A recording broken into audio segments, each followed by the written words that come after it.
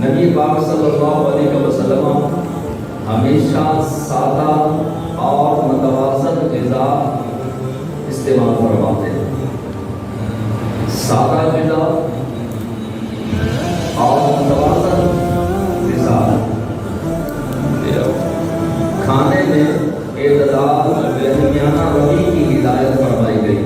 طب نبوی میں کھانے میں میانہ روی، نہ اتنا کم کھایا جائے کہ انسان کے لیے چلنا پھرنا زندگی گزارنا مشکل ہو، اور نہ اتنا زیادہ کھایا جائے کہ وہ سانس لینا بھی مشکل ہو۔ تو کھانے میں اعتدال یعنی میانہ روی کی ہدایت فرمائی گئی۔ نمبر 3، ابن آدم کو یعنی آدم علیہ السلام کی اولاد کو اپنے پیٹ سے زیادہ برا کوئی برتن بھرنے کی ضرورت نہیں۔ یہ حدیث پاک کا خلاصہ ہے۔ سب سے برا برتن کون سا ہے؟ پیٹ کا برتن، جس کو حدیث پاک میں فرمایا گیا کہ یہ سب سے برا برتن ہے۔ کھانے کے لیے حلال اور طیب پاکیزہ چیزوں کا استعمال کرنے کا حکم دیا گیا۔ اور یاد رکھیں، کسی بھی حرام چیز کے اندر شفا نہیں۔ بعض لوگوں کو دمہ ہوتا ہے یا پرانی کھانسی ہوتی ہے تو ایسے ناہنجار حکیموں کے پاس ہو جاتے ہیں۔ وہ حکیم کہتے ہیں کہ اگر آپ 2-4 گھونٹ شراب کے پی لیں تو ممکن ہے کہ آپ کی پرانی کھانسی ختم ہو جائے۔ تو ذہن میں رکھنا چاہیے کہ کسی حرام چیز کے اندر اللہ نے شفا نہیں رکھی۔ اس کے اندر بیماری ہوگی، اس کے اندر تباہی اور بربادی تو ہو سکتی ہے، شفا نہیں ہو سکتی۔ تو کھانے کے لیے حلال طیب پاکیزہ چیزوں کا استعمال کرنے کا حکم ہے۔ کھانے سے پہلے اور بعد میں ہاتھ دھونا سنت مبارکہ ہے، جو بیماریوں سے بچاؤ میں مدد دیتا ہے۔ کھانے سے پہلے بھی ہاتھ دھوئیں اور کھانے کے بعد بھی، چاہے آپ فروٹ کھا رہے ہیں، چاہے کھانا کھا رہے ہیں، کوئی بھی چیز کھانے لگے ہیں، حتیٰ کہ چمچ کے ساتھ بھی کھانے لگے ہیں، تو کوشش کریں کہ سب سے پہلے ہاتھ دھوئیں، اور ہاتھ دھونے کے بعد کھانا کھائیں، کھانا کھانے کے بعد دوبارہ سے ہاتھ دھوئیں۔ نمبر 6، آہستہ آہستہ اور چبا کر کھانے کی ترغیب دی گئی تاکہ ہاضمہ بہتر ہو۔ آرام آرام سے کھائیں، اور یہ 7 سے 8 منٹ کم از کم جو ہے وہ لگنے چاہیے کھانا کھانے میں، کم از کم۔ ویسے تو جو پڑھے لکھے حکیم ہیں، طبیب ہیں، وہ کہتے ہیں کہ 10 سے 12 منٹ لگنے چاہیے، لیکن بہت جلدی کھانا کھائیں تو 7 سے 8 منٹ کے اندر بھی کھانا ختم کرنا چاہیے۔ ایک لقمے کو 32 بار چبائیں، انشاءاللہ العزیز بیماری قریب بھی نہیں آئے گی اگر ایک لقمے کو 32 مرتبہ چبائیں گے۔ اسی لیے تو حکماء اور ہمارے بزرگوں نے فرمایا کہ پانی کو کھاؤ اور کھانے کو پیو، پانی کو کھاؤ اور کھانے کو پیو، اس انداز کے ساتھ کہ کھانا اتنا چبا چبا کر پانی کر لو کہ وہ بالکل اندر گھل جائے اور پانی کی طرح جو ہے وہ نگلا جائے۔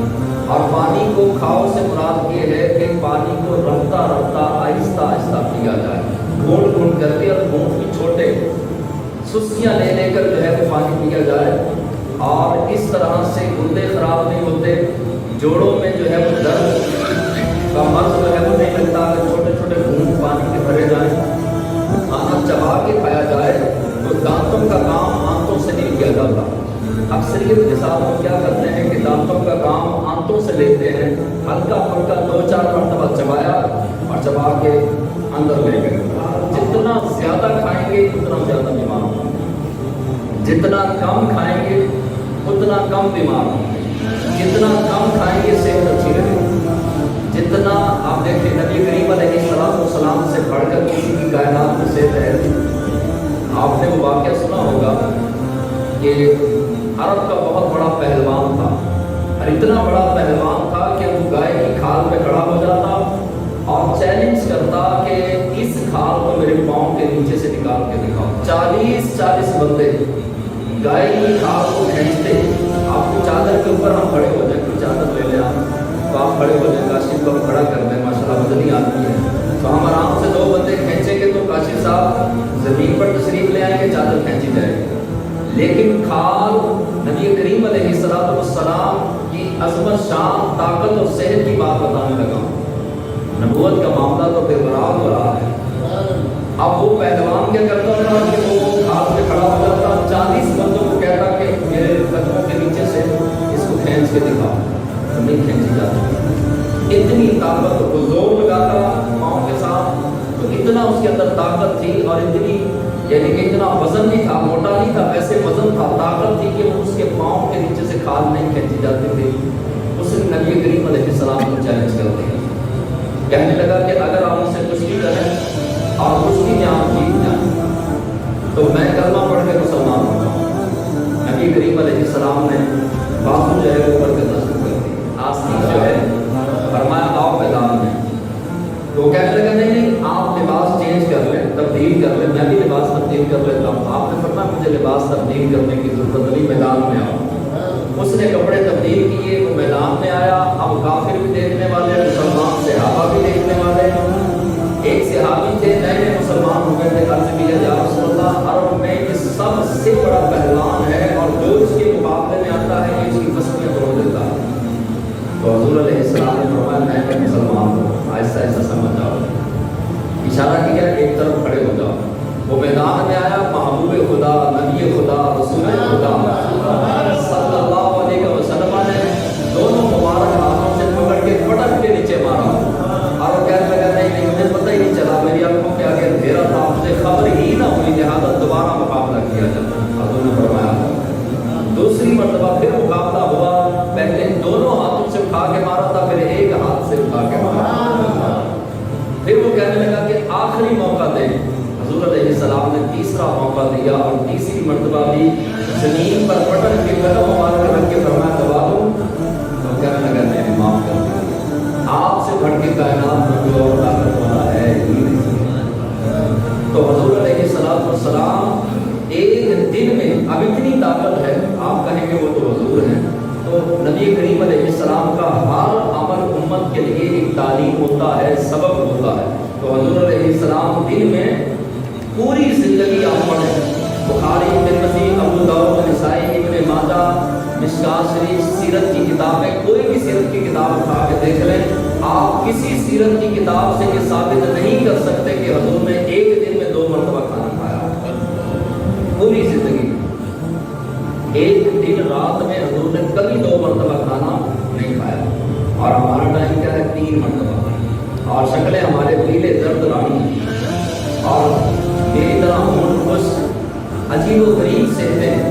وجہ کیا ہے کہ ہم بے ٹائم میں کھا کھا کے صحت کو خراب۔ اچھا عمومی طور پہ صحت کیا ہوتا ہے، اگر بارات میں گئے ہیں، ولیمے پہ گئے ہیں، عقیقے پہ گئے ہیں، دعوت پہ گئے ہیں، کہ چھوٹے گوشت کھانے سے طاقت بڑھے، 3 پیس سے زیادہ، 3 روٹیوں سے زیادہ کھانا نقصان ہے۔ پلیٹ کیوں بھرتے ہیں؟ ایسے بھرتے ہیں کہ شاید اس نے زندگی میں پہلی اور آخری مرتبہ مٹن کھانا ہے، چھوٹا گوشت، یہ اس کی زندگی کا آخری اور پہلا جو ہے نا وہ چیلنج ہے جو اس نے پورا کرنا ہے، اور اتنی پلیٹ بھر لیں گے اور وہ کھا کے سمجھیں گے کہ شاید یہ صحت کے لیے بہتر ہوگا، وہ صحت کو برباد کر رہے ہوتے ہیں۔ کوئی بھی چیز ہے، ہر چیز کو میانہ روی کے ساتھ لے کے چلتا ہے، صحت مند رہتا۔ 3 پیس سے زیادہ، ہاں اگر کسی کا 6 فٹ قد سے زیادہ ہے، قد اس کا 6 فٹ 2 انچ ہے، 1 ہے، 3 ہے، تو وہ اگر 5-6 پیس کھا لے تو وہ ہضم بھی کر لے گا۔ پہلے کے ادوار میں میرے والدہ گرامی جو ہیں وہ فرمایا کرتے تھے کہ میری والدہ یعنی میری دادی والد صاحب کی والدہ وہ پانی نہیں رکھتی تھی کھانے کے ساتھ، تو وہ اپنے بیٹوں کو 5 بیٹے تھے دادی جان کے، میرے والد صاحب سمیت جو ہے وہ 5 بھائی تھے، تو وہ اپنے بیٹوں کو بٹھاتی اور پاس پانی نہیں رکھتی تھی کھانے کا۔ میں نے کہا کہ پھر، تو والد صاحب فرماتے ہیں کہ پاس نیم گرم دیسی گھی رکھتی تھی پیالوں میں، تو کہتے فرماتی تھی کہ جب تمہارا دل کرے پانی پینے کو تو یہ نیم گرم تم نے گھی جو ہے وہ پینا ہے پانی کی جگہ۔ اور والد صاحب فرماتے ہیں کہ میری اپنا امی جان یعنی میری دادی جان وہ اس انداز کے ساتھ جو ہے وہ اپنا گھی ہمیں دیتی تھی، کہتی تھی کہ پیالے میں، تولے میں، کٹورے میں اگر تم دودھ یہ اپنا گھی پیو گے تو نظر لگ جائے گی، نیچے پرات رکھتی ہیں اور کہتے ہیں کہ اس طرح ہاتھ کرو، جس طرح پانی پیتے ہیں۔ اور وہ بڑے ہوتے تھے گاؤں کے اندر، دیہاتوں کے اندر بڑے بڑے گھڑے، تو پہلی مائیاں جو تھی، پہلے بزرگ جو تھے، وہ اس کے اندر گھی جمع کر کے دیسی گھی رکھتے تھے۔ تو وہ گرمیوں کے اندر آپ کو پتہ ہے دیسی گھی پگھلا ہوتا ہے، تو دادی جان اس طرح انڈیلتی اور والد صاحب جس طرح پانی پیتے ہیں اس انداز کے ساتھ دیسی گھی جو ہے وہ پیا کرتے تھے۔ لیکن ان کو ہضم کیوں ہوتا تھا؟ انہوں نے موٹے پہ کئی رکھ کے سارا دن جو ہے وہ پیلیوں میں اور کھیتوں میں کھیتی باڑی کرتے، کام کرتے، سارا دن مشقت کرتے، محنت کرتے، اور ان کو ہضم ہو جاتا تھا اور وہ خوراک ان کے جسموں تک پہنچ جاتی ہے، ہمارے جسموں تک نہیں پہنچتی۔ وہ اس لیے کہ ہم نے کھانا کھا کے بیٹھ جانا ہوتا ہے، کھانا کھا کے لیٹ گئے، کھانا کھا کے بیٹھ گئے، دکان پہ بیٹھ گئے، گاڑی میں بیٹھ گئے، موٹر سائیکل پر بیٹھ گئے، گھر جا کے صوفے پہ بیٹھ گئے، بیڈ پہ بیٹھ کے بیٹھنا لیٹنا ہمارا کام ہے، جس کا انتہائی مشقت والا کام ہے، بھاگ دوڑ والا، وزن اٹھانے والا، وہ 4 پیس کی بجائے وہ آدھا کلو گوشت بھی کھا لے گا تو وہ ہضم کر لے گا۔ لہٰذا جس حساب سے ہمارا لائف سٹائل ہے، اس لحاظ سے عام صحت مند آدمی جس کا 6 فٹ قد سے جو ہے وہ کم ہے، اس کو چاہیے 3 پیس سے زیادہ گوشت جو ہے، مٹن ہو، چکن ہو، یا کہ اپنا بیف ہو، بڑا چھوٹا یا مرغی کا، تو 3 پیس سے زیادہ استعمال نہ کرے۔ میں شرعی حکم نہیں بیان کر رہا، شرعی حکم نہ کوئی حرام ہے نہ کوئی مسئلہ ہے، آپ جتنا مرضی کھائیں کوئی مسئلہ نہیں، لیکن صحت کے اعتبار سے میں یہ عرض کر رہا ہوں کہ جتنا کم کھائیں گے اتنی زیادہ صحت اچھی رہے گی۔ آہستہ اور چبا کر کھانے کی ترغیب دی گئی، آہستہ آہستہ جو ہے وہ چبائیں اور 32 مرتبہ ایک لقمہ چبائیں۔ شہد یہ بہترین قدرتی دوا اور توانائی کا ذریعہ ہے، یہ قرآن بیان کر رہا ہے۔ شہد جو ہے وہ اپنی غذا کا حصہ بنائیں، اور شہد ایک مہنگی چیز ہے، غریب آدمی افورڈ نہیں کر سکتا۔ چلیں آپ روزانہ شہد نہیں لے سکتے، ہفتے میں ایک بار لے لیں، ہفتے میں ایک مرتبہ بھی نہیں لے سکتے، 15 دن کے بعد لے لیں، مہینے میں ایک مرتبہ لے لیں، لیکن شہد کو اپنی غذا کا حصہ یہ لازمی بنانا چاہیے۔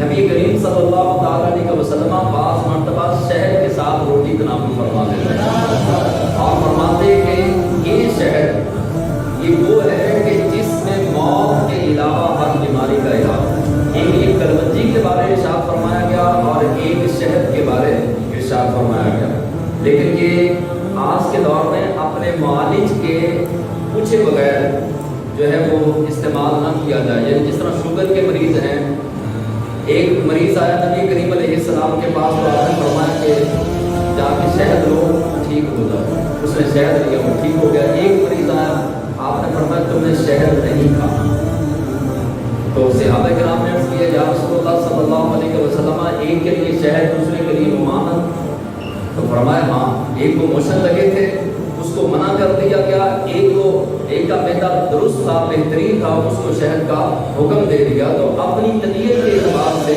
اپنے معالج سے جو ہے وہ ایک مرتبہ مشورہ کر دیا جائے، تھوڑی بہت مقدار میں لے لیں کوئی مسئلہ نہیں ہوتا۔ شوگر کا مریض بھی لے سکتا ہے شہد۔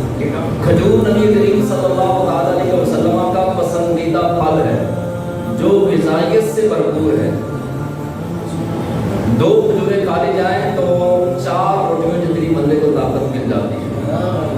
آج سارا دن میں نے کھانا نہیں کھایا تھا، سفر میں تھا، تو معاملات تھے کچھ تیاری کے، تو سارا دن نہیں کھانا کھایا، گاڑی میں 2 کھجوریں تھی وہ پکڑی، آگے زمزم پڑا تھا وہ پیا، میں نے کہا آج کی غذائیت پوری ہو گئی الحمدللہ۔ تو 2 کھجوریں جو ہیں 4 روٹیوں کی طاقت دے دیتی ہیں، اور اگر اپنا وہ مل جائے آپ کو آب زمزم، سبحان اللہ، وہ بھی شفا بھی ہے، دوا بھی ہے اور غذا بھی ہے۔ آب زمزم کے اندر 3 کوالٹیاں ہیں، شفا، غذا اور دوا۔ دوا بھی ہے، شفا بھی ہے اور غذا بھی ہے۔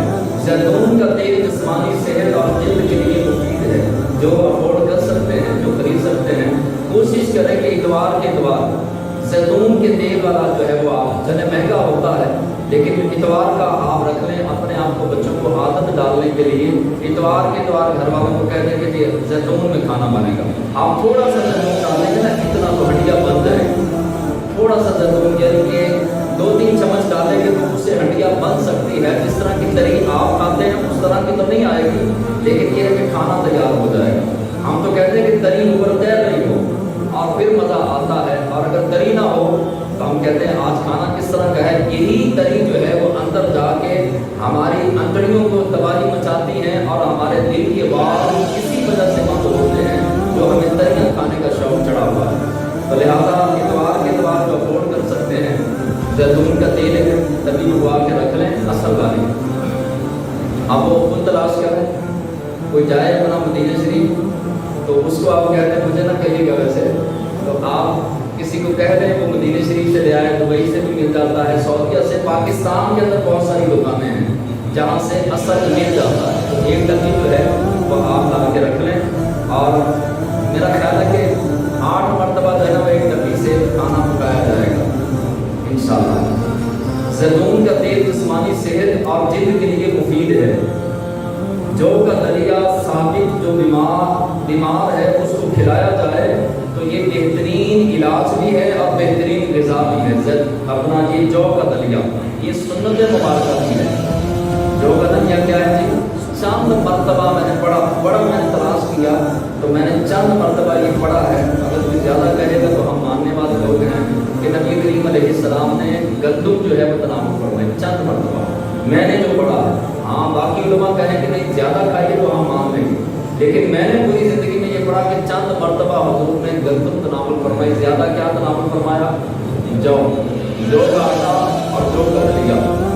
ایک تو یہ سنت بھی ہے اور دوسرے نمبر پہ یہ غذا سے بھرپور بھی ہے، طاقت بھی دیتا ہے اور دل کے پٹھوں کے لیے بہترین چیز ہے یہ جو کا دلیا۔ اچھا، ایک دوست آپس میں بات کر رہے ہیں کہ چاول کے حوالے سے کہ چاول نبی کریم صلی اللہ تعالیٰ علیہ وسلم نے تناول فرمائے یا نہیں فرمائے۔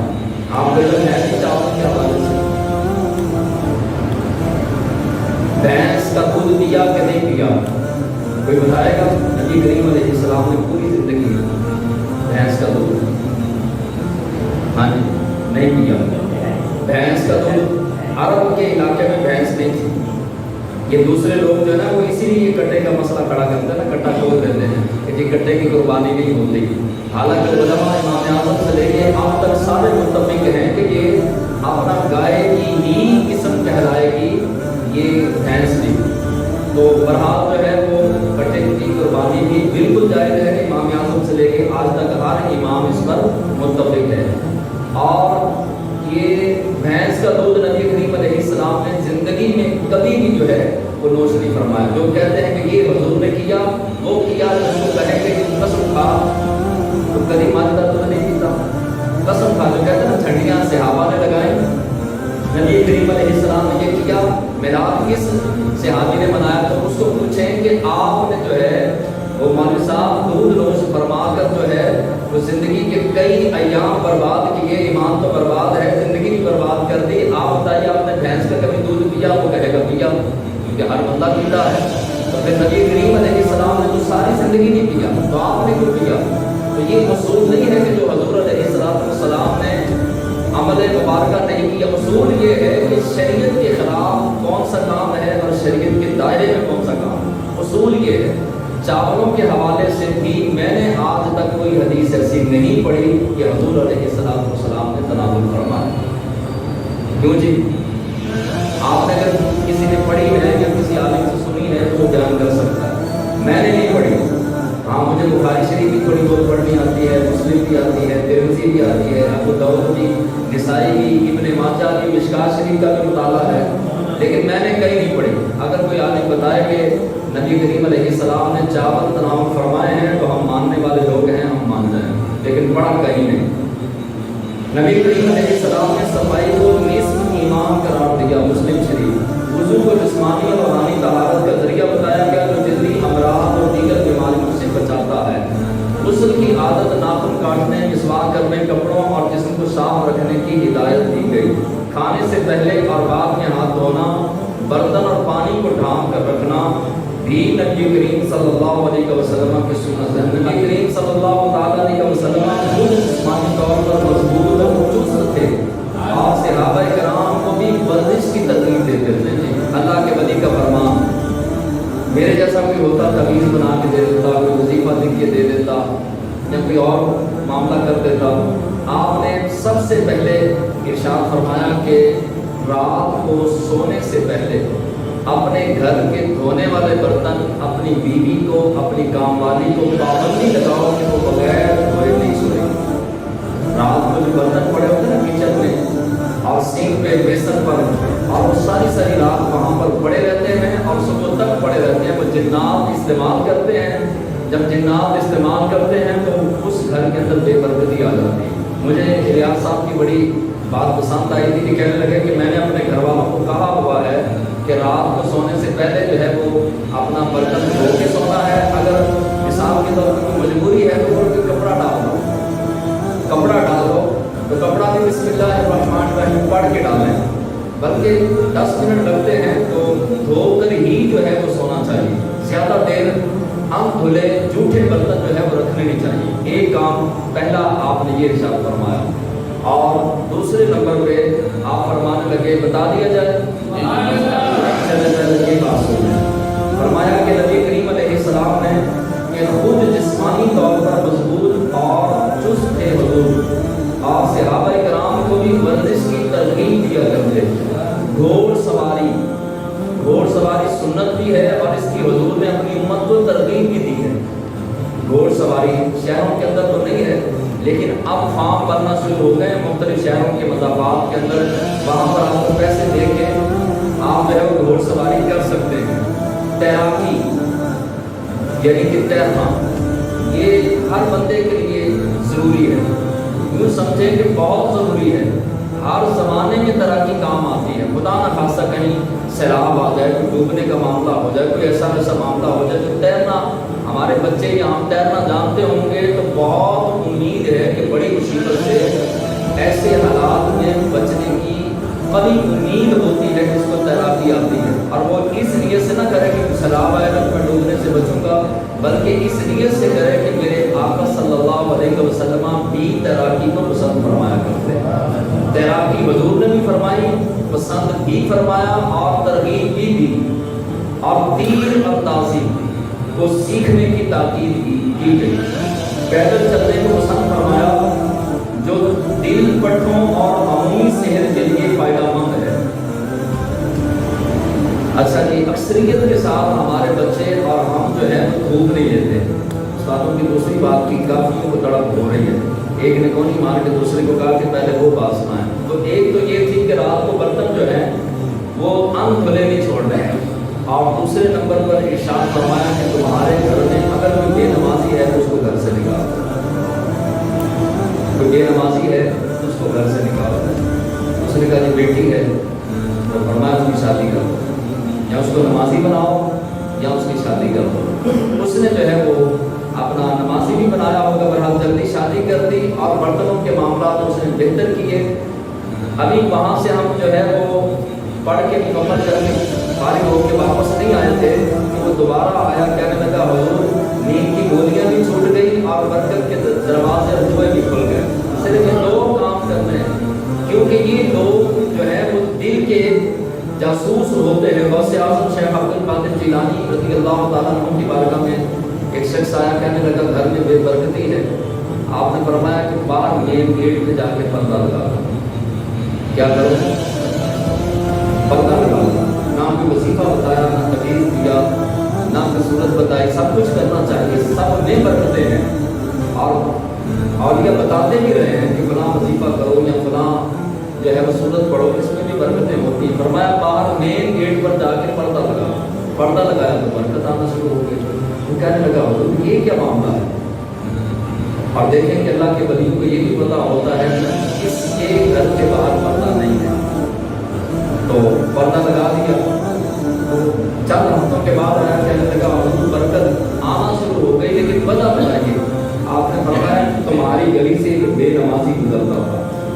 جب تمہارا کبھی دروازہ کھلا ہوتا تو اندر جھانکتا تھا. اس کے جھانکنے کی نحوست کی وجہ سے تمہارے گھر میں بے برکتی ہے. تو یہی جو ہے استادوں نے فرمایا کہ اگر تمہارے گھر میں کوئی بے نمازی ہے اس کو نکال دو اور روزانہ برتن دھو. یہ ایک تو برکت کا سبب ہے. دوسرا یہ ہے کہ اس سے صحت کے معاملات بھی بہتر رہتے ہیں. دھوپ میں بیٹھنا صحت کے لیے بے حد बनाने में मदद देती है, जो बूढ़ों, बच्चों, जवानों, हर उम्र के बंदे को रोज चाहिए।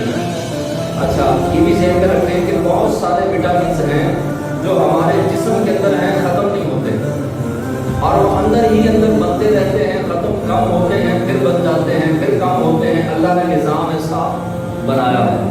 लेकिन विटामिन डी ऐसी एक चीज़ है कि जिसको हमें बाहर से लेना पड़ता है और रोज़ की बुनियाद पे लेना पड़ता है। रोज़ लेंगे तो हड्डियाँ मजबूत रहेंगी, रोज़ लेंगे तो जोड़ काम करते रहेंगे, रोज़ लेंगे तो अंदर के विटामिन डी के साथ जो निज़ाम चलता है। विटामिन डी वायर है, एक तार है जिसने करंट पहुंचा के पूरे जिस्म के बहुत सारे निज़ामों को आगे चलाना होता है। एक तार है करंट वाली, विटामिन डी, इसने अपने अंदर करंट ला के अंदर के बहुत सारे निज़ामों को, बहुत सारी फैक्ट्रियों को बहाल करना होता है, बहुत सारे कारखानों को चलाना होता है। और विटामिन डी लेने का सबसे बड़ा कारखाना, सबसे बड़ी फैक्ट्री, सबसे बड़ा फार्मूला सूरज है। क्या है जी? धूप में बैठना सेहत के लिए बेहद मुफीद है। ख़ास तौर पर सूरज की रोशनी विटामिन डी बनाने में मदद देती है, जो हड्डियों, मुदाफ़ाती निज़ाम यानी कि निज़ाम निज़ाम अंदर के जो हमारा कुव्वत मुदाफ़त होता है ना, बीमारियों से लड़ने की एक फौज है अंदर। क्या है जी? रब ने एक दिन तहकीक में पढ़ रहा था तो उसमें उन्होंने अपने अंदाज में लिखा था, फिर मैंने अपने अंदाज में उसको आपके असबाब में मैंने लिखा था, लेकिन वो मैं बयान करने का मौका नहीं मिला कि तकरीबन 27,000 फौजें, ये अंग्रेज़ की तहकीक है, 27,000 फौजें, एक फौज की तादाद 1 अरब 2 अरब 3 अरब है। 27,000 फौजें अल्लाह ने जिस्म के अंदर पैदा की जो अंदर काम कर रहे हैं। तो एक तो ये थी कि रात को बर्तन जो है वो अन खुले नहीं छोड़ रहे हैं, और दूसरे नंबर पर इरशाद फरमाया कि तुम्हारे घर में अगर कोई बेनमाजी है तो उसको घर से निकालो, कोई बेनमाजी है तो उसको घर से निकालो। उसने कहा जो बेटी है तो फरमाया उसकी शादी कर, या उसको नमाजी बनाओ या उसकी शादी कर दो। उसने जो है वो अपना नमाजी भी बनाया होगा, बहरहाल जल्दी शादी कर दी और बर्तनों के मामला में उसने बेहतर किए। अभी वहाँ से हम जो है वो पढ़ के मुकम्मल करके फारिग होके वापस नहीं आए थे कि वो दोबारा आया, कहने लगा हुजूर नींद की गोलियां भी छूट गई और बरकत के दरवाजे और दुआएं भी खुल गए। सिर्फ लोग काम करते हैं, क्योंकि ये लोग जो है वो दिल के जासूस होते हैं। गौसे आज़म शेख अब्दुल कादिर जिलानी रज़ी अल्लाह तआला अन्हु की बारगाह में एक शख्स आया, कहने लगा घर में बेबरकती है। आपने फरमाया कि बाहर मेन गेट पे जाके पर्दा लगा दो। क्या करो? पर्दा लगा दो।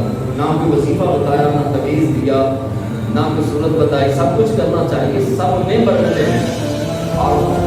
और यह बताते भी रहे हैं कि फलां वजीफा करो या फलां जो है सूरत पढ़ो, इसमें भी बरकतें होती हैं। फरमाया बाहर मेन गेट पर जाके पर्दा लगा, पर्दा लगाया तो बरकत आना शुरू हो गई। वो कहने लगा हुजूर ये क्या मामला है? और देखें कि अल्लाह के वली को ये भी पता होता है कि किसके घर के बाहर पर्दा नहीं है, तो पर्दा लगा दिया। तो चंद हफ्तों के बाद आया, कहने लगा बरकत आना शुरू हो गई, लेकिन पता बताइए। आपने फरमाया तुम्हारी गली से जो बेनमाजी गुजरता था, जब तुम्हारा कभी दरवाजा खुला होता तो अंदर झांकता था, उसके झांकने की नुसरत की वजह से तुम्हारे घर में बेबरकती है। तो यही हुक्म जो है उस्तादों ने फरमाया कि अगर तुम्हारे घर में कोई बेनमाजी है उसको निकाल दो और रोजाना बर्तन धो कर सोया करो। तो ये एक तो बरकत का सबब है, दूसरा ये है कि इससे सेहत के मामला भी बेहतर रहते हैं। धूप में बैठना सेहत के लिए बेहद मुफीद है। खास तौर पर सूरज की रोशनी विटामिन डी बनाने में मदद देती है, जो बूढ़ों, बच्चों, जवानों, हर उम्र के बंदे को रोज चाहिए। अच्छा, ये भी ध्यान में रखें कि बहुत सारे विटामिन हैं जो हमारे जिस्म के अंदर हैं, ख़त्म नहीं होते और वो अंदर ही अंदर बनते रहते हैं, ख़त्म कम होते हैं, फिर बच जाते हैं, फिर कम होते हैं। अल्लाह ने निज़ाम ऐसा बनाया है। लेकिन विटामिन डी ऐसी एक चीज़ है कि जिसको हमें बाहर से लेना पड़ता है और रोज़ की बुनियाद पे लेना पड़ता है। रोज़ लेंगे तो हड्डियाँ मजबूत रहेंगी,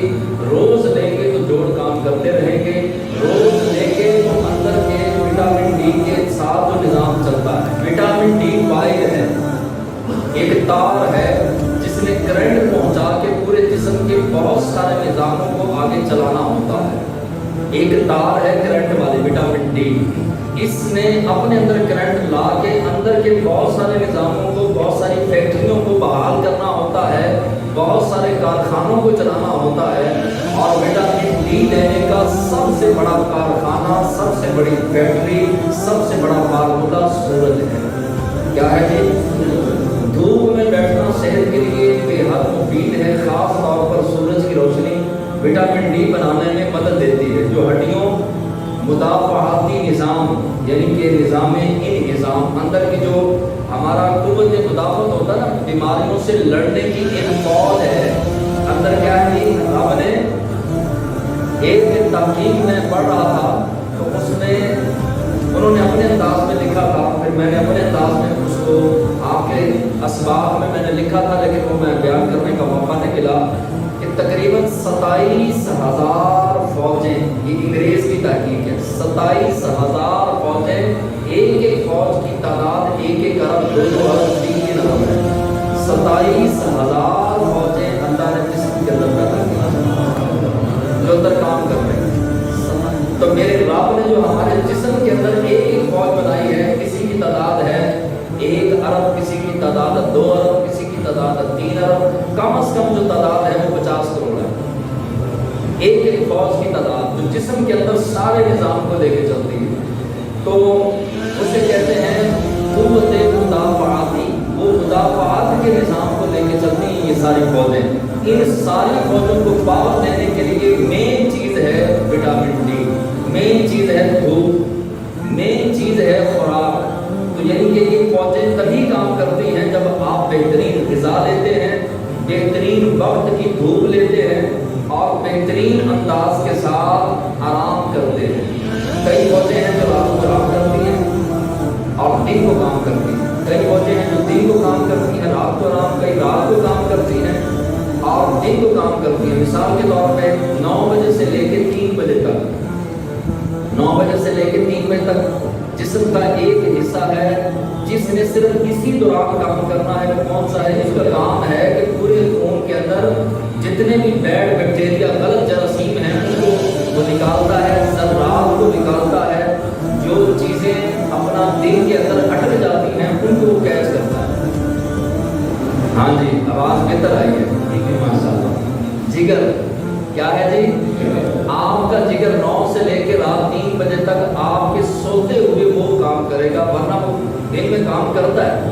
لیکن جو اس نے چھاننا لگتا ہے نا، وہ رب نے رات کے ٹائم کا بنایا ہے. اس کا چھاننا کون سے ٹائم کا بنایا ہے؟ اور فوجیں کتنی ہیں؟ 27,000 فوجیں. اور ایک فوج کی تعداد کتنی ہے؟ 1 ارب 50 کروڑ، 2 ارب 3 ارب. اور ایک فوج ایسی ہے کہ جس کی تعداد آج تک سائنسدان گن ہی نہیں سکا. کہتا جی ہمیں نہیں پتا. اندر ہے، ہمارے اندر، میرے اندر بھی ہے، آپ کے اندر بھی ہے. ہاں جیسے جیسے عمر بڑھتی ہے فوج کی تعداد کم ہوتی جاتی ہے، اسی لیے تو بڑھاپا ہوتا ہے. اگر فوج اتنی کی اتنی رہے تو پھر کبھی بھی بندہ بوڑھا نہ ہو. اچھا جی، تو اب جو رات کو سوتے 4 بجے ہیں تو ان کا کیا بنے گا؟ سوتے ہی 5 بجے ہیں. اب جگر کو آپ نے ٹائم ہی نہیں دیا کہ آپ کا جو ہے وہ خون واش کر سکے اور اندر سے غلط خلیات کو، غلط چیزوں کو نکال کے چھاننا لگا کے چھاننی سے وہ صاف کر کے باسکٹ میں، ڈسٹ بین میں ڈال دیں. آپ روزہ رکھیں، دھوپ کاٹیں اور وہ چھاننی، وہ جو باسکٹ کے اندر گند تھا وہ آٹومیٹک اللہ نے ایسا نظام بنایا کہ وہ ختم ہو جائے گا. اندر ایک فوج ایسی ہے جو آپ کا اندر کے ایسی بیماریاں، ایسا گرد جو ڈسٹ بین ہوتی ہے، کہ میں نے پہلے بیان کیا ہے، وہ ڈسٹ زیادہ سے زیادہ بھوک کاٹیں گے تو اللہ تعالیٰ وہ ڈسٹ بین جو ہے وہ آپ کے اندر، وہ اس میں سے اللہ نے جو مخلوق پیدا کی ہے وہ کھانا شروع ہو جائے گا. وہ کوڑے دان میں وہ کوڑا کھائے گا، اور وہ کوڑا کیا ہے؟ وہ آپ کی بیماریاں وہ اندر ہی اندر سے انشاءاللہ ختم ہوتی جائے گی. اور اندر کی ساری فوجوں کو طاقت دینے کے لیے بہت ساری چیزیں ہیں. اس میں سے ایک چیز ہے دھوپ، اور دوسری چیز ہے رات کو 9 بجے کے بعد، عشاء کے بعد 10 بجے سو جائیں، 11 بجے سو جائیں، لیٹ سے لیٹ 12 بجے سو جائیں. 12 بجے سوئیں تو 3 بجے پھر اٹھ جائیں، تہجد پڑھیں، 2:30-3 بجے اٹھ کے تہجد پڑھیں، 2 گھنٹے چاہے سو جائیں. اچھا، یہ ساری بدین کے لیے کتنا ٹائم چاہیے جگر کو؟ ہاں، لیکن اگر کوئی 3 گھنٹے بھی سو لے گا تو اس کا घंटे भी अगर 9 से 3 बजे तक 3 घंटे भी अगर कोई सो लेगा तो उसका काम हो जाएगा। तो बहरहाल कि सोना ज़रूरी है। बहरहाल जो है कोशिश करें 9 से 3 बजे तक जो है जरूर आराम करवाएं। दूसरा काम क्या करना है, रोशनी लेनी है। सूरज की रोशनी जिल्द में विटामिन डी बनाने में मदद देती है, जो हड्डियों को मजबूत करती है। विटामिन डी की कमी से हड्डियों की कमजोरी, जोड़ों का दर्द और कुव्वत मुदाफ़ात में कमी होती है, ये नुकसान होता है। आहिस्ता आहिस्ता हड्डियाँ कमज़ोर होना शुरू हो जाती हैं, और ऐसे बंदे की हड्डी टूट जाए खुदा न खास्ता तो जुड़ते जुड़ते साल लग जाता है। सेहतमंद आदमी की अगर हड्डी टूट भी जाए तो डॉक्टर कहते हैं कि 15 से 25 दिन के अंदर जो है वो जुड़ जानी चाहिए सेहतमंद आदमी। लेकिन जिसके अंदर विटामिन डी की कमी होगी उसको साल भी लग सकता है, 6 महीने भी लग सकते हैं, 2 साल भी लग जाते हैं। तो लिहाजा अपनी हड्डियों को मजबूत बनाने के लिए, जिल्द को सेहतमंद बनाने के लिए और अंदर की फौजों को ताकत देने के लिए रात का सोना और दूध लेना जरूरी है। दूध जिस्म के इम्यून सिस्टम को यानी कि हजम करने की ताकत को बेहतर बनाती है, जिससे जिस्म मुख्तलिफ बीमारियों से लड़ने के काबिल होता है। इम्यून सिस्टम, कुव्वत मुदाफ़त, इसको इंग्लिश में इम्यून सिस्टम कहेंगे। सूरज की रोशनी में बैठने से सुकून मिलता है और डिप्रेशन के मसले में मदद मिलती है। डॉक्टर डिप्रेशन के मरीज, और पहले पाकिस्तान के अंदर मेरे इल्म के मुताबिक 2% डिप्रेशन के मरीज थे पाकिस्तान में, आज से 10-12-15 साल पहले। कितने फीसद जी? 98% जो है वो पाकिस्तान के अंदर डिप्रेशन के मरीज नहीं थे, फ्रांस के अंदर थे, अमेरिका के अंदर थे, जर्मनी के अंदर थे, और यूरोप और मुल्क हैं उनके अंदर थे। हमारा और एक मुल्क है माल्टा, जो समंदर में छोटा सा मुल्क है, उसके और हमारे 2% थे। हिंदुस्तान के अंदर भी डिप्रेशन की शरह ज़्यादा थी, और चाइना के अंदर बहुत ज़्यादा थी, अफगानिस्तान के अंदर भी नहीं थी, ईरान के अंदर भी थी, और काफ़ी मुल्कों की जो है वो अपना मुकाबला करवाया है इन्होंने। तो पाकिस्तान बहुत निचली सतह में था डिप्रेशन के मरीजों के हवाले से, और अब पूरी दुनिया में 5वें नंबर पे पाकिस्तान है डिप्रेशन के हवाले से। इतनी शरह बढ़ चुकी है डिप्रेशन की।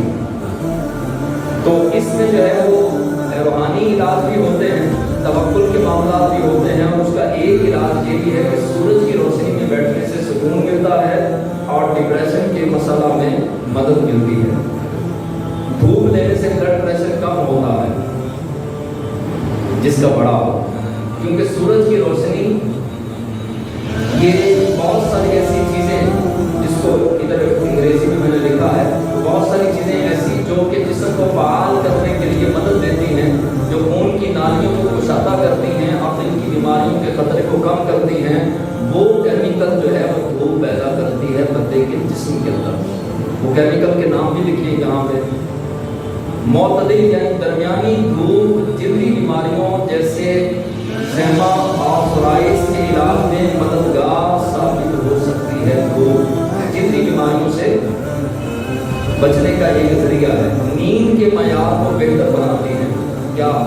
धूप सुबह 8 बजे से, अब धूप सारे दिन की धूप फायदेमंद नहीं, ज़्यादा धूप नुकसानदेह है। सुबह 8 बजे से 11 बजे तक का वक्त सबसे बेहतर होता है धूप का। कितने बजे से लेकर कितने बजे तक? 8 से 11 बजे तक, क्योंकि इस वक्त सूरज की रोशनी नरम होती है और नुकसानदेह नहीं होती। शाम 4 बजे के बाद भी धूप लेना मुफीद है, लेकिन गर्मियों में जो है वो 5 बजे जब बिल्कुल नरम हो जाए, इतनी चुभे ना धूप, तो उस वक्त लेना मुफीद हो सकता है, क्योंकि तब धूप की शिद्दत कम हो चुकी होती है।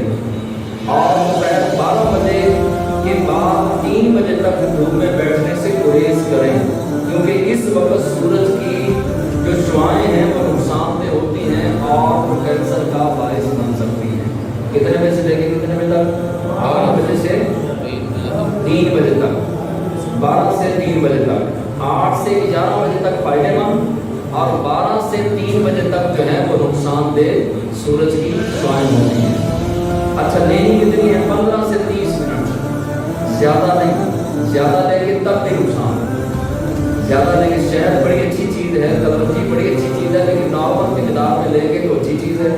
اگر آپ دن رات شہد پانی کی طرح پئیں گے تو یہی شہد جو ہے یہ بیماری اور موت کا ذریعہ بن سکتا ہے۔ تو میانہ روی اعتدال کے ساتھ اسلام نے میانہ روی کو پسند کیا، اعتدال کو پسند کیا۔ تو 15 سے 30 منٹ روزانہ دھوپ لینا کافی ہوتا ہے، لیکن ٹھنڈی دھوپ لینی ہے، شدت کی جو دھوپ ہے اس میں اپنے آپ کو بچانے کی کوشش کرنی ہے۔ اچھا، گندمی اور سامنی رنگت والے افراد کو 20 سے 30 منٹ دھوپ میں بیٹھنا چاہیے۔ گندمی اور سامنی، کالے ہلالی رنگ والے اور سانولے جو ہیں وہ 20 سے 30 منٹ دھوپ میں بیٹھیں۔ گورے افراد 15 سے 30 منٹ بیٹھنے کافی ہوتا ہے۔ اچھا، وہ پہلے کالے ہیں یا پہلے سامنے ہیں ان کو زیادہ دیر بٹھایا جا رہا ہے، یہ جلد کا معیار ہوتا ہے۔ گوری رنگت والوں کی جلد جو ہوتی ہے سینسٹیو ہوتی ہے، وہ زیادہ دھوپ برداشت نہیں کر سکتی، زیادہ دھوپ لیں گے تو نقصان کا باعث ہو سکتا ہے۔ اور سانولے اور بلالی رنگ والے جو ہیں ان کی جلد جو ہے وہ مضبوط ہوتی ہے۔ اور بھی چیزیں ہیں، بس یہ احترام اور جریان میدا جگر کی گرمی دور کرنے کے لیے نسخہ لکھتے ہیں اور اس کے بعد ہم دعا کرتے ہیں۔ بہرحال یہ احترام، اگر کسی کو احترام کا مسئلہ ہے، قطرے کا مسئلہ ہے، جریان کا مسئلہ یا جگر کے اندر میدے جگر میں گرمی ہے، ہاتھ پاؤں جلتے ہیں، تو وہ یہ نسخہ استعمال کریں، انشاءاللہ بہتری آئے گی۔ کافور 10 گرام، بہی دانہ 10 گرام، گیرو 20 گرام، کشمیز 30 گرام، برومائڈ 5 گرام، کافور 10 گرام، بہی دانہ 10 گرام۔ یہ آسانی سے آپ کسی بھی پنساری سے لے سکتے ہیں۔ آپ بہی دانہ 10 گرام، یہ وہ نسخے ہوتے ہیں جو جس کا سائڈ افیکٹ یعنی کہ قریب نہیں ہوتا۔ یہ بزرگوں کے بتائے ہوئے چھوٹے موٹے عام نکے موٹے حکیموں کے یہ نسخے نہیں ہوتے، یہ حکماء کے سردار جو ہوتے ہیں، بڑے بڑے حکیم، یہ ہر جسم کے لیے فائدہ مند ہوتے ہیں۔ یعنی کہ جس کی طبیعت جو ہے وہ تر ہے یا خشک طبیعت ہے، یا اپنا طبیعت کسی کی گرم ہے کسی کی سرد ہے، یہ ہر طبیعت کے بندے کے لیے مفید ثابت ہوتا ہے اور سائڈ افیکٹ سے پاک ہوتا ہے۔ کافور 10 گرام، بہی دانہ 10 گرام، گیرو 20 گرام، کشمیر 20 گرام اور برومائڈ 5 گرام۔ پاؤڈر بنا کر 0 سائز کا کیپسول بھر لیں۔ کھانا کھانے کے بعد آدھا گھنٹہ شربت سندل یا سادہ پانی سے صبح شام لیں، انشاءاللہ جگر کی گرمی رفع ہو جائے گی۔ ٹھیک ہے جی، آپ انصاری کو دیں گے اور اس کو لے کے جائیں گے، 20 کے دے دیں، اس کے 0 سائز کے کیپسول کھانے کے گھر رکھ لیں۔